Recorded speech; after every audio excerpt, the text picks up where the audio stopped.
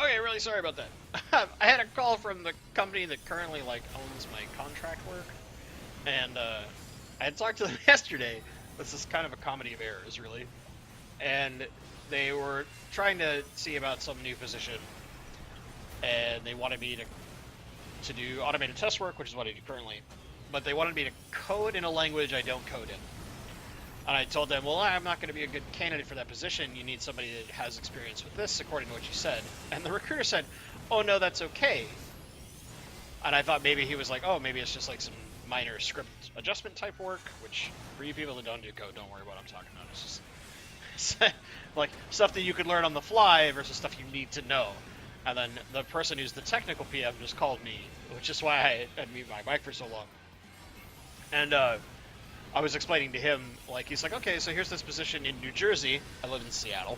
I was like, well, would you be relocating me? Would you be paying to relocate me? Because I'd have to sell my house. I mean, I can't just, like, work in New Jersey out of nowhere. Weirdos.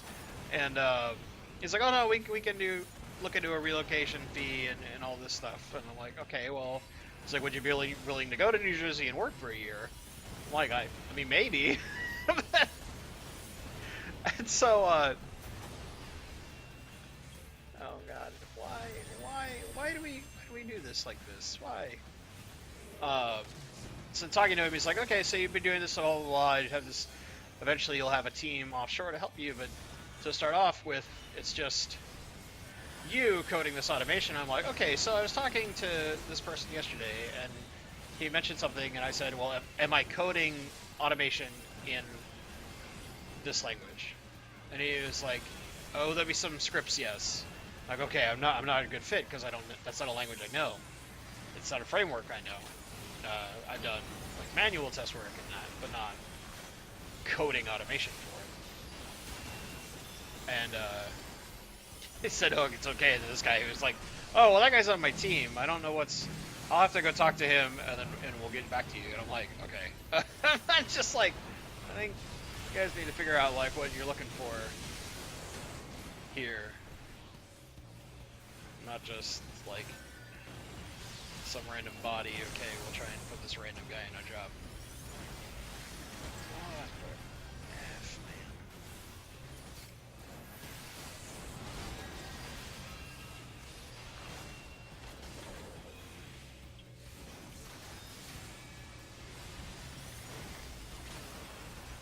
This is a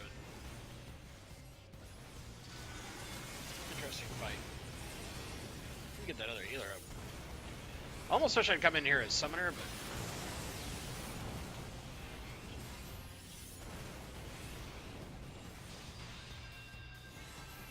kind of glad I didn't hit that. I know Black Mage better. I can do more damage on Black Mage pretty reliably. Yeah. Let's see, we power up the ads.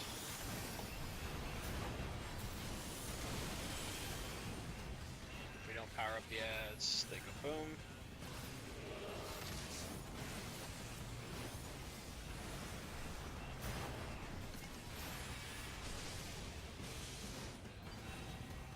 We're gonna cut short to make sure we keep Enochian up.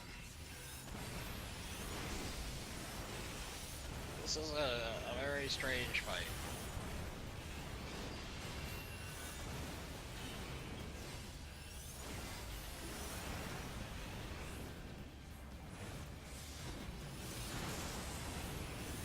We're starting to get it though. I think we're probably at the end of the rotation at this point, and if so, like, it seems pretty straightforward. Scrap the bomb.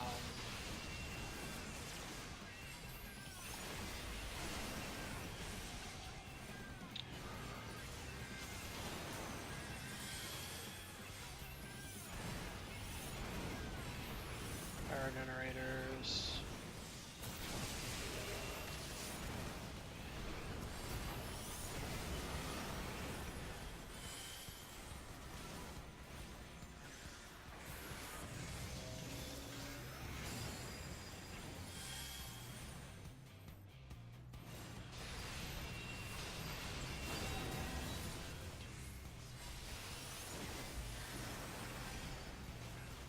So what do we do about this other generator here?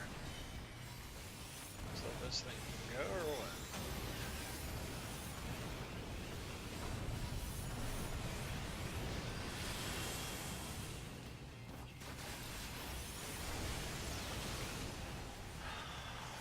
Alright, well, I think I get the basics of this fight now. It seems like the off-tank has to do a lot of stuff. Like all the mechanic work, which kind of feels like, you know, the poor bastard in the mech.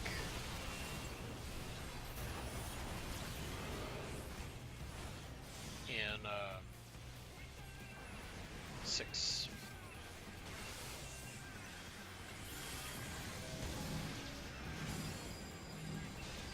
I screwed up. I lose an O-King because I screwed up. I don't exactly get how this scrap burst mechanic works. But whatever, we'll figure it out. So is this part of a softened range like the?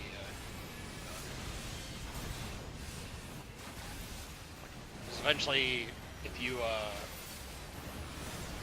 guess it'd be more closer to a hardened range. But if you don't do that fight fast enough, I wonder if lava covers the whole floor and you just die. This uninteresting boss is dead. I like a couple of mechanics there. I feel like in Savage it'll be a little more interesting. I kind of felt like as a DPS, I don't know what the hell was going on. Suffice to say. Well, like bolts. I think you just kind of need everything and hope to God you get something, right?